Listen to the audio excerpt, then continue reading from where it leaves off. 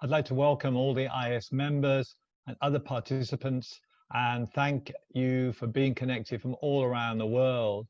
I'm Anton Pozniak, President of the IAS, and I'm going to today chair the members meeting. There's going to be a presentation on HIV cure and COVID-19 by Professor Sharon Lewin that's been incorporated into this IAS members meeting. There are some housekeeping rules for this live meeting. So due to the number of attendees, your microphones will be muted, but we do have 10 minutes of questions and answers after the presentations from our speakers. So if you see there's a Q&A box, so you can send your questions to the speakers through that, and they will respond after their presentations are completed. Feel free to send your questions that way at any time you want, but please, for Sharon, focus your questions on HIV cure and COVID-19, as this is today's session theme. And you can also send in questions related to the work of the IAS, and we'll try and answer those. You will notice there's a plus symbol, and when someone will ask a question in the Q&A box, if you've got a similar question or find this question important, please click on this plus sign and we'll prioritize the questions. Now, in case you're having any issues with Zoom, you can find additional guidance provided in the chat box. And please send us any technical questions you may have. Please remember you can send questions as well as suggestions to our member service mailbox to memberservice@ias.org. And now it's a great pleasure. I'd like to hand over to the IAS Executive Director, Kevin Osborne.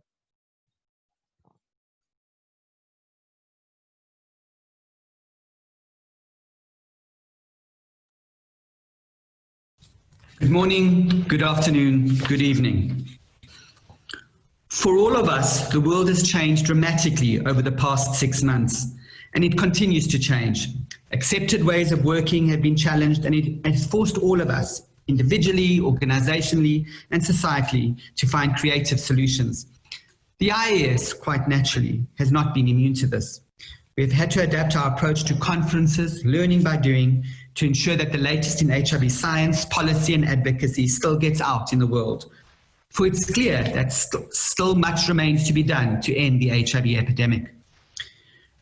We also recognize that many of you who are IAS members have been at the forefront of the COVID-19 response internationally, regionally, and locally. And the lessons learned from HIV continues to be instrumental in how the response evolves. Organizationally, we've had to adapt new accounting procedures, and the presentation by our treasurer, Celia Christie Samuels, will highlight the solid financial picture over the past year. Celia, whose mandate as treasurer comes to an end after this conference, I would like to thank you for your energy, your commitment, and your dedication to the IAS over many years. The IAS, like many other organizations during these mercurial times, is weathering the challenges of the current situation as we adapt our plans accordingly. And I'll touch on some of these during the course of my presentation. I will start with conferences, governance, membership, and HIV programs, but for more details, I'd really like to encourage you to read the annual report. Let's start with conferences. Looking back, what may feel like a lifetime ago, the IAS 2019 conference in Mexico in July was attended by 5,400 people from nearly 130 countries.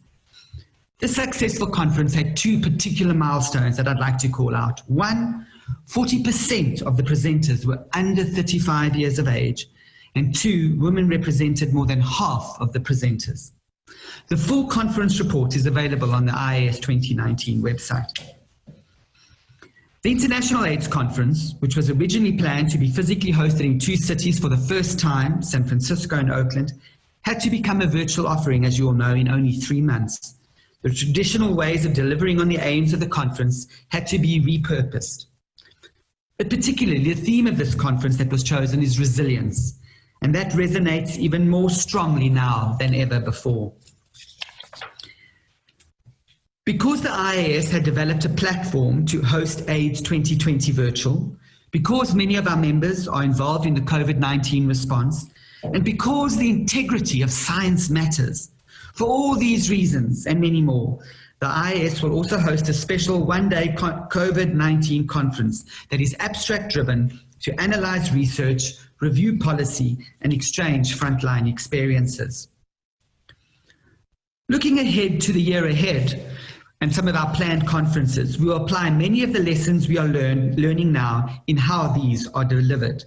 HIV R4P, which was to be hosted in Cape Town, South Africa, was postponed from October 2020 to January 2021. And the final format of the meeting will be adapted as needed according to how the situation evolves. Planning is, however, underway for the IAS 2021 conference in Berlin, and we really hope that we will all be able to gather there in person. In terms of governance, the changes to the IAS bylaws voted in Mexico last year will come into full force at the end of AIDS 2020 virtual. Thank you to all of you who voted. These adjustments will allow for an even stronger governance structure to help us navigate the changing world. In terms of our membership, thanks to a variety of efforts, we have seen an increase in members from some of the regions that were underrepresented, notably Latin America and the Caribbean, the MENA region, and Eastern Europe and Central Asia. The new IAS members area was launched in April 2020. So if you haven't had a chance yet, please go and have a look, as this new platform exclusively created for IAS members is interactive and will allow the possibility of creating groups, discussions, and events.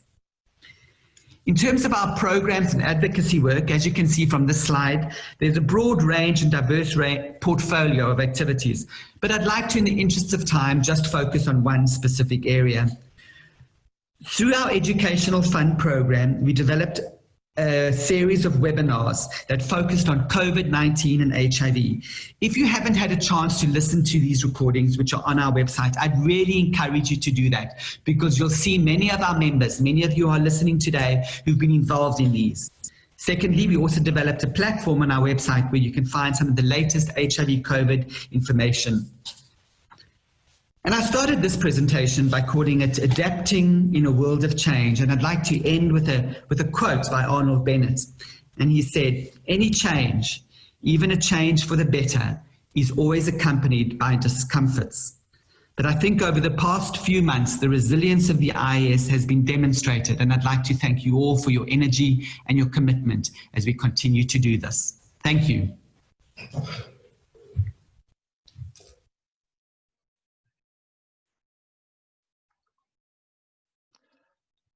Thank you so much, Kevin, for that.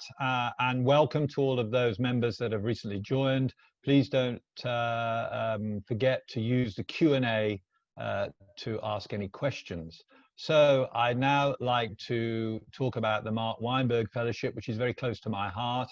And where the Mark Weinberg Fellowship provides... all right, sorry about that. Somebody just clicked. So the Mark Weinberg Fellowship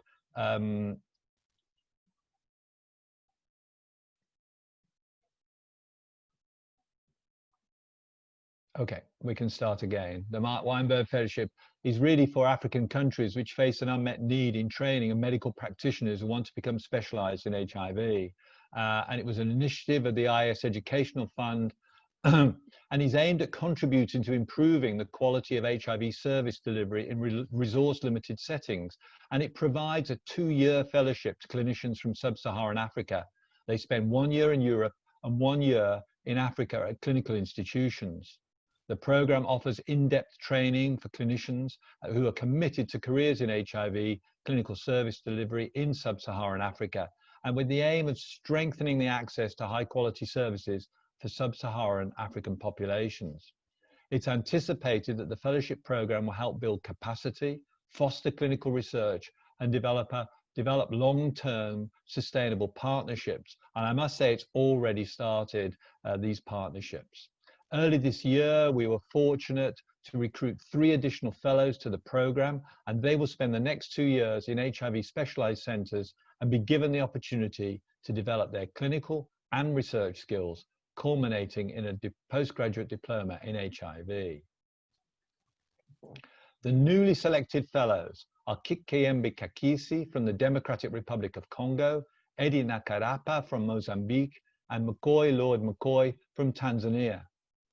As we're meeting virtually this year, here is a quick video introduction from the 3 fellows. Congratulations to their enrollment in the Mark Weinberg Fellowship Program, and we look forward to working with them.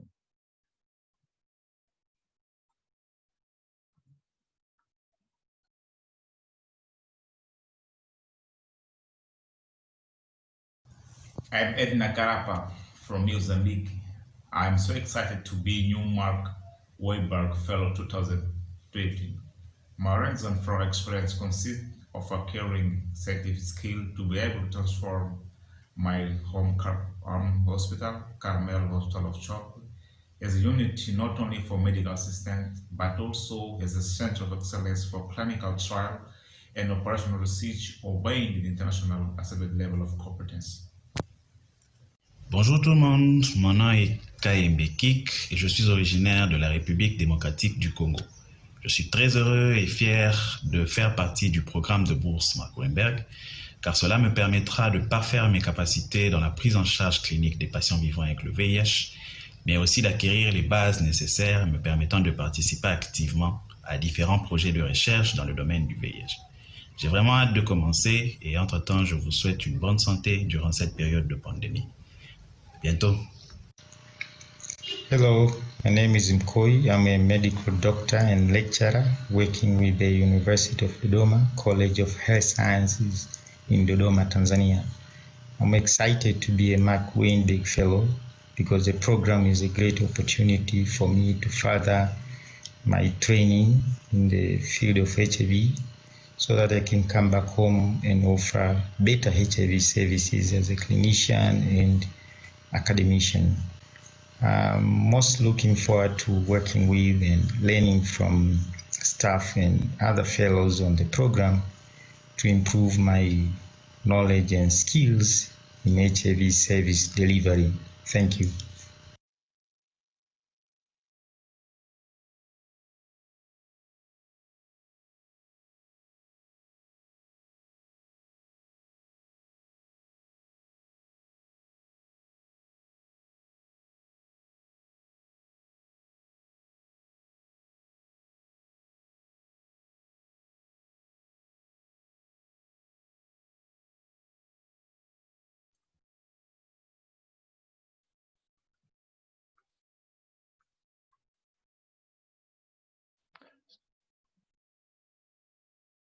So I'd now like to ask Kevin Osborne to introduce the IAS Treasurer, Celia Christie Samuels.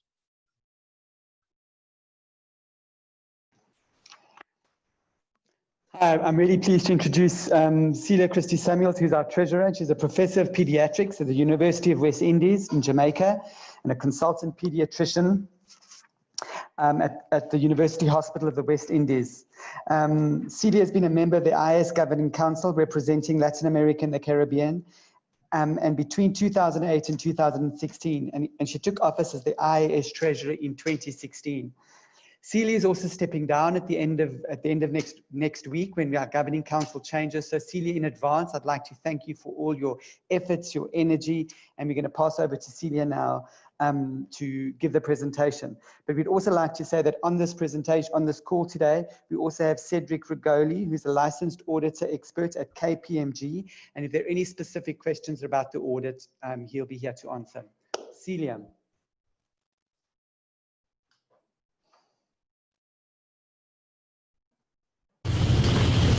Good morning. I'm presenting to you the 2019 annual financial statements. It includes the 2019 accounts of the IAS and the statement of the IAS conference in Mexico. You can find all the details online, and I will focus here on what is important, starting with the new accounting standards. Finally, we will have to approve the appointment of the auditor for 2020. In 2018, the Swiss Corporation requested that the IAS adopts a recognized accounting standard. We choose the Swiss GAAP that is best adapted to the IAS. This was a long process, and I'm very happy to announce that for the first time, our accounts are presented and audited following recognized international standards. The main impact of this standard is on income recognition. As you can see on this table, for headquarters and HIV programs, expense and income in a given year are aligned. 2019 actually shows the result related to the activities for that year. On the other hand, for conferences, expenses are incurred over several years, while income is recognized only the year of the conference. In 2019, we incurred expenses for 3 conferences, but income for only 1. Costs for AIDS 2020 and HIV R4P are accounted for in 2019, but the related income will only come later. And this is the reason why in this presentation, I will differentiate costs linked to future conferences. So here is 2019 in a few figures. The 2019 net result is a surplus of $0.9 million, excluding the costs incurred for AIDS 2020 and HIV R4P conferences. The IAS 2019 conference had a surplus of $0.4 million, and that was allocated to the IAS conference revolving funds. The annual audit was positive, and KPMG, our auditor, issued an unqualified opinion. The total income amounts to $14 million. Excluding the $3 million for future conferences expense, the total expenditure amounts to $13 million. $5.8 million for the expense made in 2019 for the IAS conference, $6.1 for HIV programs, and $1.5 for governance, management, and administration. After taking into account a financial result of $115,000, the net result for 2019 is a surplus of $885,000. Finally, we had a total of $3 million of upfront costs related to AIDS 2020 and HIV R4P. For the HIV programs, both income and expense amount to $6 million, and so the result is balanced. Our main programs are the Educational Fund, Cypher, and Differentiated Service Delivery, followed by Vaccine Enterprise. The total expense for governance, management, and administration was $1.5 million, with a deficit of $194,000 covered by the General Reserve. The deficit is mostly due to major expenses in our IT system. This necessary investment was approved by the Governing Council. And so our assets remain close to $22 million as in 2018. The liabilities increased from $6.9 to $8.5 million, mostly due to deferred income for HIV programs. Finally, our capital has reduced from 14 to 12 million. This is entirely due to the cost related to future conferences and will be balanced in 2020 when we receive the related income. This table shows not only the expense and income incurred in 2019, but the full statement of the conference with expenditure started in 2017. We had a total of 4,640 paid registrations and almost 6,000 participants. The income amounts to $6.9 million and the expense amounts to $6.5 million. The balance of $426,000 was allocated to the IAS Conference Revolving Fund. The Governing Council recommends the members to approve the 2019 consolidated financial statements, the 2019 IAS Conference financial statements, and to reconfirm KPMG as our auditor for 2020. Thank you.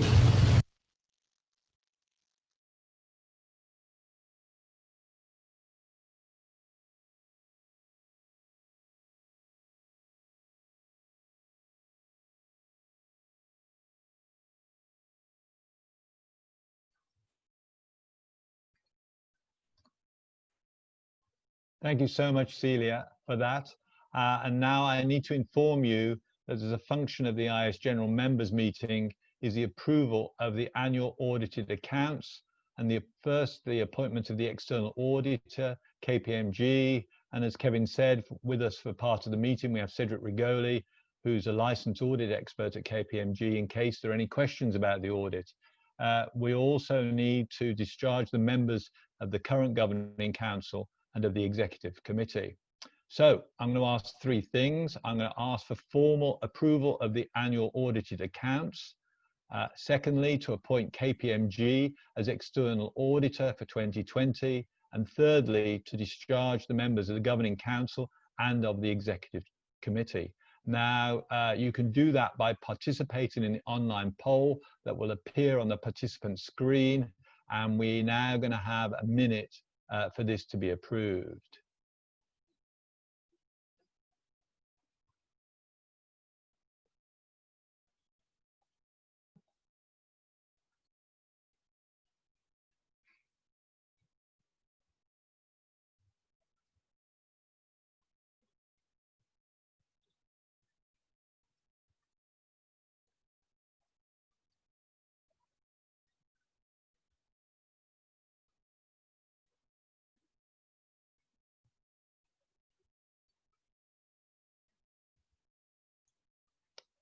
And thanks very much for voting.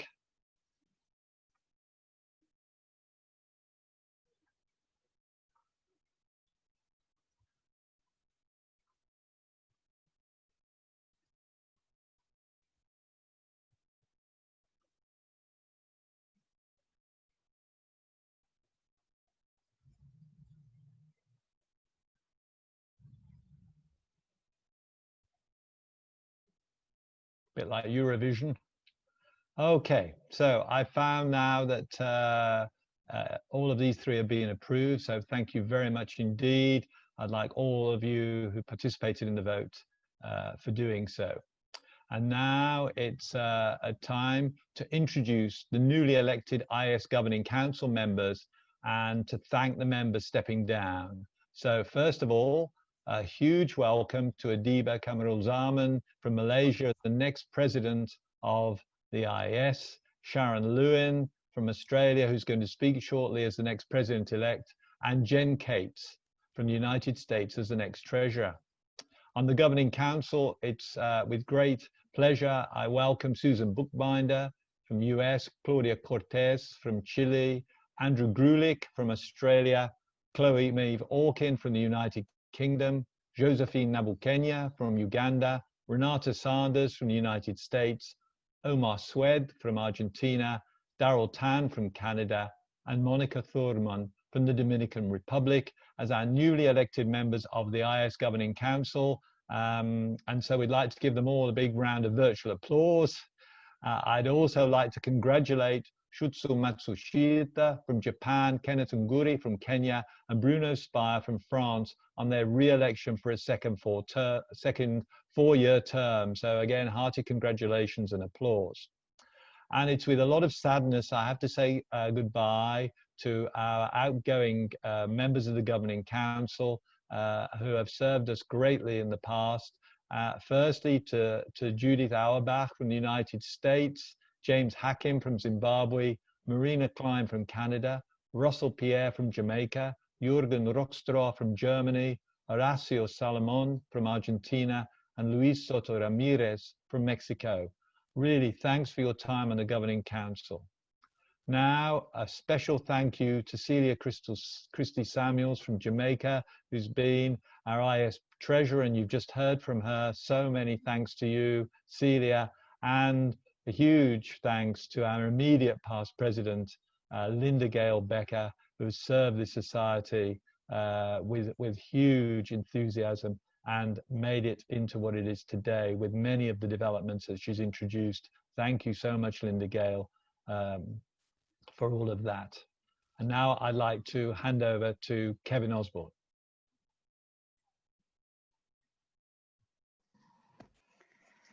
Thank you so much, Anton. And while we're doing a whole lot of thanks and goodbyes to some of our past GC members, I'd really just like to make an immediate thank you to Anton, who at the end of this week is stepping down as president and will become our immediately past president. So Anton, thank you very much for everything that you've done for the IAS for the past 2 years in your role as president. And I think we look forward to working with the new Governing Council as they take their form from the end of this week. Thanks, Kevin. And now we're going to get to the scientific part of the meeting. And it's with great pleasure I'm going to introduce Professor Sharon Lewin, who's director of the Peter Doherty Institute for Infection and Immunity, which is a joint venture between the University of Melbourne and the Royal Melbourne Hospital. She's Professor of Medicine at the University of Melbourne and a consultant physician at the Alfred Hospital. And she's a world expert on cure. So Sharon, please, over to you. Thanks very much for the kind introduction. I'm speaking to you from Melbourne, Australia. It's the middle of winter here, and just 3 hours ago, the City of Melbourne's gone into complete lockdown because of a resurgence of COVID-19. It's very, very depressing after doing so well here for so long, and how I wish I could be in San Francisco right now with friends and colleagues at a regular international AIDS meeting. But we will make do with AIDS 2020 virtual. It's a great pleasure to be able to speak at the IAS Members Meeting, and the title of my talk is HIV Cure and COVID-19, Lessons for Both Viruses. And I'd like to focus on the impact that COVID-19 has had on HIV, the good and the bad, but also talk about the impact that HIV and our knowledge has had on COVID-19. Throughout this conference and over the next few days, you'll continue to hear the immense impact that COVID-19 has had on people living with HIV. And the biggest impact has been access to antiretroviral therapy. This is a wonderful article on the IAS website from Tanya Nielsen, whom I met at a Cure Research Academy in South Africa just last year. Tanya's a pharmacist in South Africa, and she talks about the impact that the COVID-19 has had on people in accessing their treatment for both HIV and TB. It's a reminder that long-term access to antiretroviral therapy is vulnerable. It's not a given. COVID-19 might be a once-in-a-century event, but any other similar disaster or many other factors can disturb people's access to treatment. So a very clear and stark reminder that we still need an HIV cure. COVID-19 has also had an incredible impact on the research sector, including HIV cure and vaccine work. I struggle to find ways that this has been quantified, but just in Australia alone, the estimated loss to the university sector has been about $2.5 billion and an extraordinary loss of full-time staff.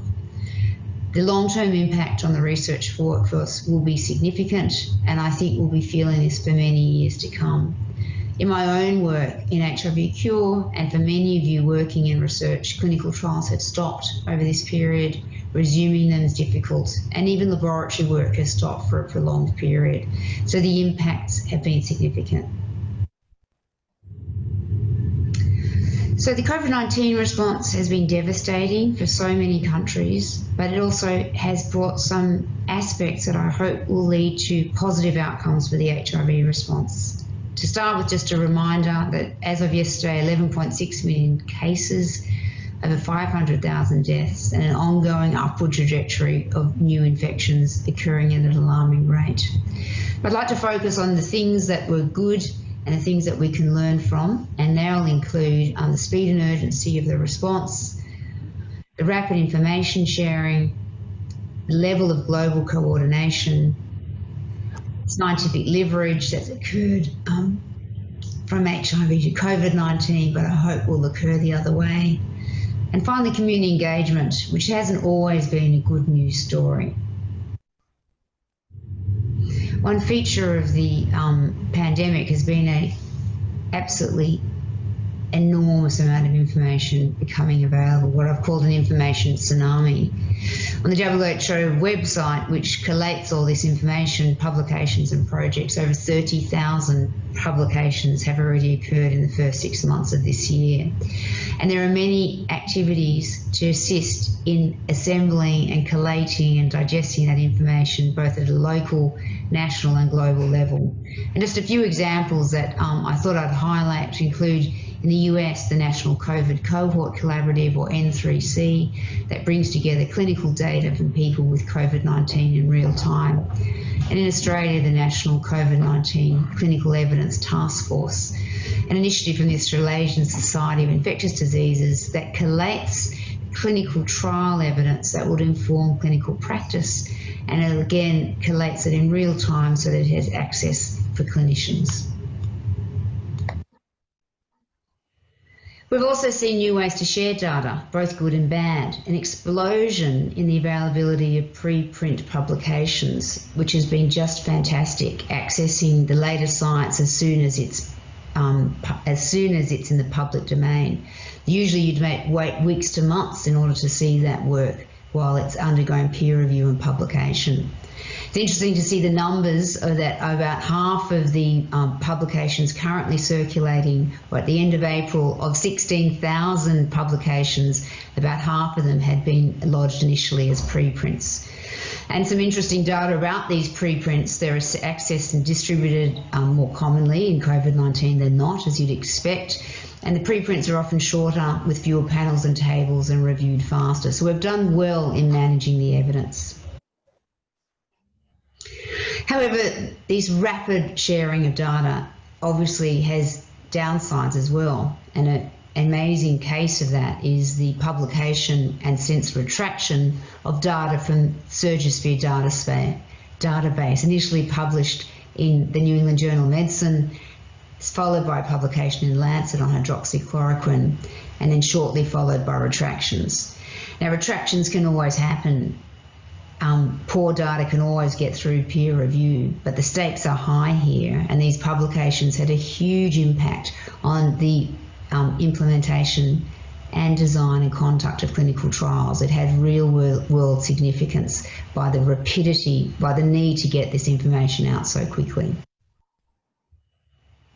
The aspects of global coordination have also been pretty impressive. We've had established alliances and new alliances formed extremely quickly. The usual players, of course, have been there, showing leadership: the WHO, the Bill and Melinda Gates Foundation, and Gavi. New players in the vaccine world, CEPI making an enormous contribution, and multiple partnerships with private companies around the world, allowing for very, very rapid alignment of coalitions, and particularly of the public and private sectors. This is an initiative that we hope we'll see also in HIV cure. Earlier this week, Mark Dybel presented some work the IAS has been doing on a global partnership for HIV cure that brings in both the private and public sectors.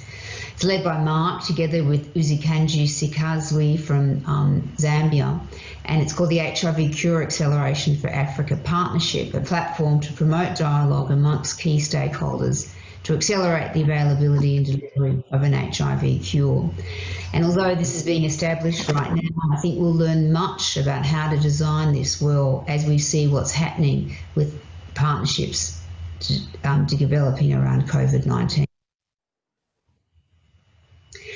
COVID-19, HIV has also had a very significant impact on science of COVID-19, and we've been able to leverage decades of investments in HIV. And this has been in multiple domains, in the areas of testing, antivirals and vaccines.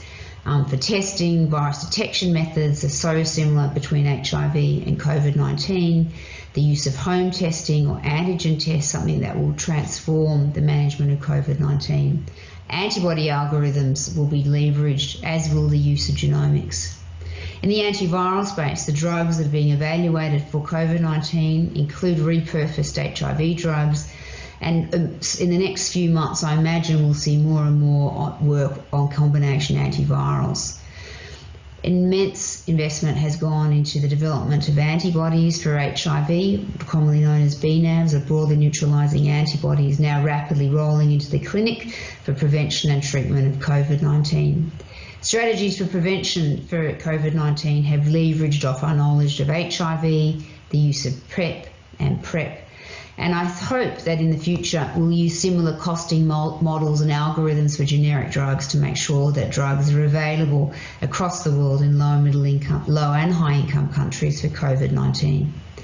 Finally, in the area of vaccines, although of course we've worked for years and decades on finding an HIV vaccine, much of that investment has paid off for the rapid deployment of COVID-19 vaccines. Delivery vectors or adjuvants, vaccine trial networks and leadership that was developed for HIV vaccines have been rapidly pivoted to address the great challenge of finding a COVID-19 vaccine. This summarises the COVID-19 vaccine approaches currently in clinical trial around the world. The slide comes from the Gavi website. It's slightly old. There are now 17 clinical trials of vaccines, but you can see many of the approaches were originally developed for vaccines for HIV, DNA and RNA vaccines, non-replicating viral vectors will all now be evaluated at scale, which will have an immense impact on our understanding for HIV vaccines in the future. I think it's really important that we think carefully about community engagement or leaving no one behind in any pandemic response. I think this has been difficult to do in COVID-19 given the acute nature of how the virus sweeps through communities. We saw this starkly several months ago in what happened in Singapore, where Singapore was doing extremely well with COVID-19 until the virus hit dormitories with migrant workers and revealed the great inequalities within a society such as Singapore and the great vulnerabilities of certain parts of society. We've also learnt that COVID-19 has worse outcomes in certain vulnerable populations, particularly people of colour or with other comorbidities, especially those with other comorbidities such as diabetes. And even in a country like my own, in Melbourne, a very high income and very wealthy city, we've seen that Australia has seen that this can happen as well on our shores with the recent spread of COVID-19 in our low-cost housing projects in the most vulnerable people in our societies. I think we need to do this better in COVID-19. We need to learn from the HIV sector and how to do this well. And there's much improvement to be made here. So in summary, I do think there's a silver lining for HIV in the intra and post-COVID world. We've seen tremendous impact on each of our research careers, on the progress of clinical trials and the advancement of our own research programs, be it in cure or vaccine or treatments. But I do see a silver lining. COVID-19 has given an incredible global awareness of viruses, pandemic preparedness and the need to respond urgently to infectious diseases. And I hope some of that urgency will be reflect back into the HIV response. We've seen clear evidence that health systems strengthening are needed globally to protect everyone. No country is immune from that, and it further strengthens the concept that all of us need stronger healthcare systems.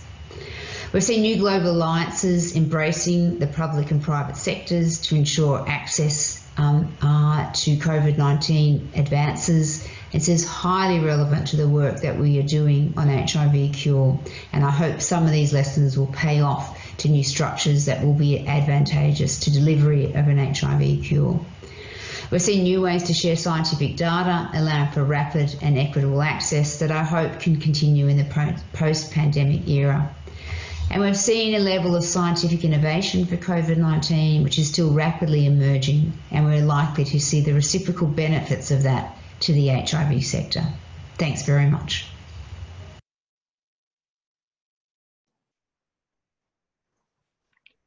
Thanks, Sharon, and for that excellent overview of COVID-19 and HIV.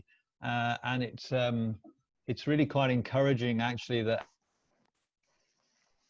out of all of this, out of all these problems we've had with COVID-19, that we may have something beneficial in terms of scientific discovery. And we've had one or two questions saying, is there any specific things that you could point out that the COVID-19 research might do to help us in finding a cure for HIV in terms of either laboratory, basic science findings, etc.?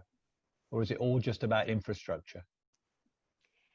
Well, thanks, Anton. It's the challenge with COVID-19 and HIV cure scientifically are very different. COVID-19 acute infection that's rapidly cleared in most people, and HIV, stuck with this long-lived latent form. So the scientific challenges are different. One area that I can really see intersection is in the development of vaccines. So traditionally, people think of vaccines as prevention, but actually vaccines and vaccine strategies are widely used for cure as well, for two purposes. One, to develop and boost your immune response to kill or remove the latently infected cells, and the other is to maintain long-term control, allowing people to stop ART. So many of the vaccine approaches, especially these newer approaches that use the genetic code of the virus, DNA and RNA vaccines, are vaccines that are being investigated as parts of cure strategies. It's probably where I see the greatest synergies, and I don't underestimate that. I don't think we would have ever been able to produce and implement the vaccines at the scale that we're going to see with COVID-19. So the understanding that we're going to have of these new approaches of vaccination, I'm very sure will have an impact on strategies we might use for cure. Yeah, and what's been really encouraging is that the commitment to do this at massive scale if they find something, which we've always been concerned about on the HIV side. Somebody's asked this question about the scale up of COVID-19 vaccination if we find one or two or three different vaccines that might be useful. I don't know if you'd like to comment. Yeah, I mean, the knowledge from that will be enormous on multiple levels: the basic science, the manufacturing, the implementation, vaccine hesitancy. There's just so much that we will learn about vaccinating people at that scale. I think the other interesting thing is the economic balance sheets that governments have made here. The economic costs, of course, of COVID-19 are unprecedented, meaning that governments are putting money into vaccine manufacturing, the vaccines that we don't even know work yet, because the balance is that it's beneficial because of the high need. And I just wonder whether some of that thinking needs to come back into the HIV sector. You know, the HIV itself has enormous economic burdens in many ways that can be easily quantified. And maybe we need to balance that with if we had a solution to certain major issues such as prevention and cure, you know, whether you could mount an economic argument for that approach. I think it makes, we've actually talked a lot about that with cure because of the cost of lifelong treatment, and therefore the upfront investment now to get a cure could have long-term economic benefits. But that the start benefit of that investment is really apparent in COVID-19. So maybe that will, you know, that will be some of the benefits we'll see in the future. Yeah, that'd be great use of resources. So Kevin, there were several questions about our youth programs and how we promote youth within the IAS, and I wonder whether you'd just like to address those. Sure. Thanks, Anton, and thanks everybody for being on this meeting today, because it's virtual, so it's the first time. So we're all pioneers, and I think, as Sharon's touched on, I think there's a lot of pioneering going on. Some of that pioneering work, I think, sits with the IAS work around youth. So we've got a strong, for this virtual conference, we've got a strong youth ambassadors program where we try and encourage young people from different parts of the world who are going to be part of organizations to have joined and become part of this virtual platform. And we've got a program that will now work for them throughout the next year so that we can build collective skills. I wish I could say it was a large program with many, many thousands of people, but we're starting small to be able to make sure that we collectively build. We always talk about the young leaders of tomorrow. And if there's any way that the IAS can say, well, somebody's going to take my job or Anton's job or Sharon's job in the future, and it's going to be young people. So how do we invest in them? So Anton spoke a little bit about the Mark Weinberg Fellowship Program that specifically focuses on doctors specifically, but I think there's an ambition to make sure that we also try and do those kinds of things for young people. All of it, obviously, in this kind of world is funds dependent, but I think the ambition and the aspiration is there. That's one. And I think secondly, I think if you look at our governing council or the newly elected ones, you'll see that there are some young people that have been duly elected onto our governing council. So that for me is always an absolute sign of great hope and optimism, because that's the building of tomorrow's leaders. And we've also got sorry, Anton, we've also got a strong pediatrics program. Sorry. Oh, yeah. There's a delay. I think, you know, this virtual reality, we have to get used to always having a little second pause before getting in. There was quite a few questions about the Mark Weinberg Fellowship. Yes, in a way it is pilot, because we've started with a maximum of 6 a year. It is for physicians at the moment, and as Kevin said, we're looking forward to seeing how we might expand that. And then there was an issue over gender equality. As you can see, the majority are male, but we do have Dr. Shamin Ali, who's working with me at the moment, who's from Kenya, is female, and we have had other female doctors on the program. I would assure you that it's a competitive thing, and we don't have that many women applying. So please, if you're a woman physician in Africa and would really like to be part of the fellowship, send in your application next time we have a round to call for that, because we would heartily welcome that and go through your CVs and your application like we do with everyone else's, and good luck to you. And we just would welcome more female applicants. So thanks for that question.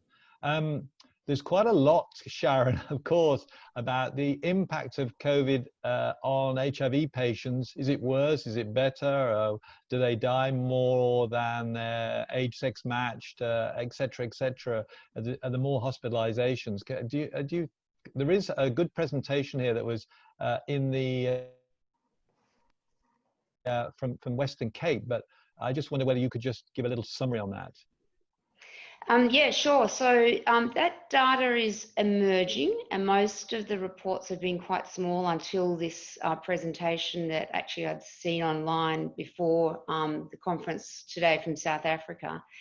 And most of the initial reports from China and then from Spain and increasing, and some reports from the US suggested that people were not at greater risk of acquisition, or that they had worse outcomes.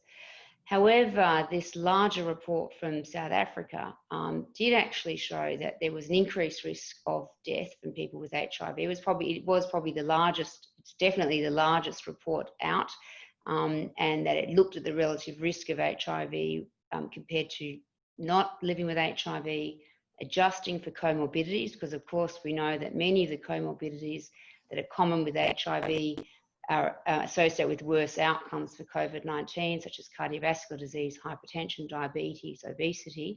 But even after you control for those factors, the South African study showed that HIV had an increased risk of mortality threefold.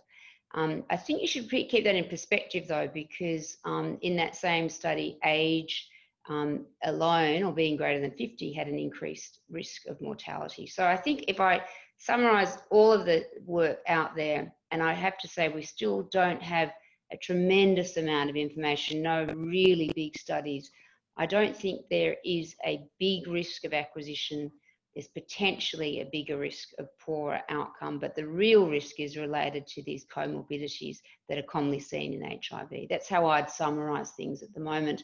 There was some hope that some of the common drugs that people take for both PrEP and antiretroviral and for treatment, Truvada, lamivudine for PrEP and treatment, but also other antivirals for HIV could be used for treatment for COVID-19, and where they actually do have some activity in laboratory models, but we're not seeing any benefit of either treatment for these drugs for treatment, particularly Kaletra, and I think no benefit for preventing acquisition. There was some hope that Truvada might prevent acquisition, but it's still early days to really understand the picture with HIV and COVID. Yeah, and I think the Truvada is PrEP. The Spanish have done a big study, and we're just waiting for the results. So I think they did it in healthcare workers. Kevin, can I just talk to you about this COVID situation and stigma and discrimination and how that might have resurfaced during the COVID epidemic? I think, you know, we all understand, as being people who've worked in HIV for a long time, the stigma and discrimination is still the Achilles heel of this response. And if we could find a answer to that, we'd unlock many of the HIV issues that we still face around key populations, around marginalized groups, around young people.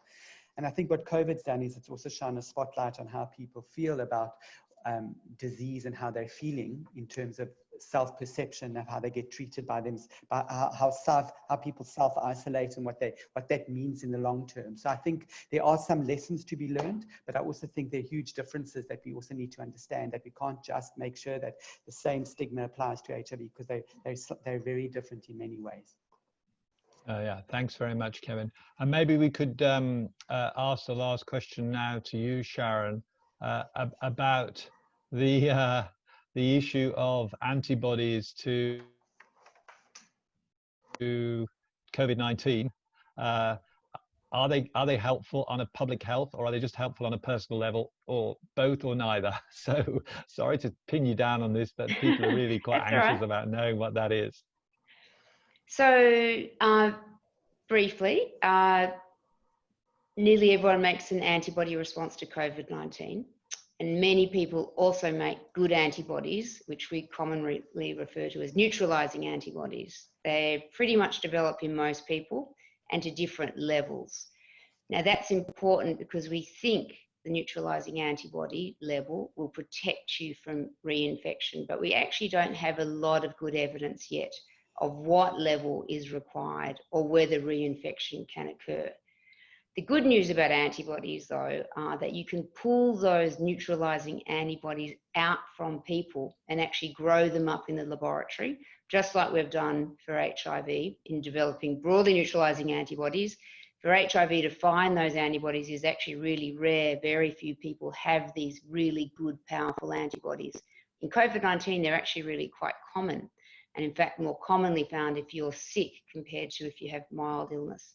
And those antibodies are being isolated at a great rate around the world. I should say most of the leading groups are all the HIV researchers that have pivoted towards COVID-19, and some of them look extremely potent and are now being tested shortly in clinical trials for treatment, and they also may play a role in prevention. So manufacturing the antibodies that people that have recovered produce could really be beneficial therapeutics and prevention strategies. Yeah, thanks very much. Yeah, it's right. It's much more the use of these antibodies in trying to crack the code of COVID than actually any use of them in terms of I've got antibodies, I must be protected at the moment. Yeah, that whole idea of an immunity passport or herd immunity, I think, you know, that was very quickly, there's really no evidence that that's going to be a viable strategy on the way forward. Well, Sharon, thank you very much indeed. And to you, Kevin, and from me, I'd like to thank you all for your presentations. I'd like to thank the audience for being with us virtually at this members meeting. And I'd like to thank just a particular thanks to the officers that have supported me, Adiba Kamral-Zaman and Linda Gale Becker as President-elect and past President, and Celia Christie-Samuels as Treasurer, and all of the staff at the IAS who have been working 24 or 25 hours a day, 8 days a week to make sure that we can have this AIDS 2020 virtual. Thank you all. Thank you to all. This video recording will be made available after the meeting in the online program. And if you've got questions, please, you can send them via email to memberservice, that's all one word, memberservice@iassociety.org to give us, and we're going to give you now a little bit of the meeting. I hope you have a wonderful conference, not just the AIDS 2020, but please also join us in the IAS COVID-19 meeting on Friday. And from me, thank you very much indeed, and good morning, good afternoon, and good night.